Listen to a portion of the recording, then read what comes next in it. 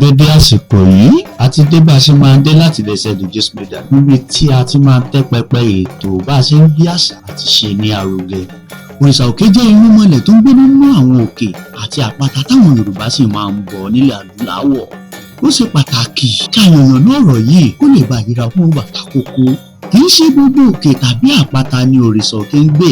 Lára àwọn òkè tí irúnmọlẹ̀ yìí yàn láàyò láti fi ṣe ibùgbé ni òkè Ìdànrè, òkè Ìgbẹ́tì, òkè Aku, òkè Sọ̀rọ̀, òkè Olúmọ, òkè Àdìgún, òkè Ìtàṣẹ̀. Gbogbo àwọn òkè tá a dárúkọ yìí.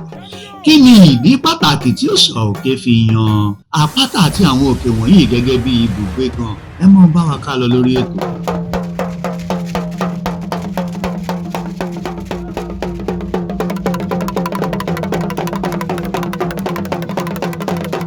Tí ẹ bá nítorí ẹwà tí Ọlọ́run dá òkè àti àpáta lọ́lá lọ́pọ̀lọpọ̀, kò sí rọ́ńbẹ́, kò sí àríyànjiyàn níbẹ̀. Àwọn ẹwà àti ìwúlò wo ló wà lára àwọn òkè àti àpáta yìí gan? Pàápàá jùlọ, àpáta àti àwọn òkè yìí jẹ́ pàtàkì. Ìkan lára àwọn ọrọ̀ ajé wa ní ilẹ̀ adúláwọ̀. Àwọn nǹkan oríṣiríṣi àlùmọ́ọ́nì, ọrọ̀ ajé àti ẹwà tí a lè rí mú jáde nínú àwọn òkè àti àpáta.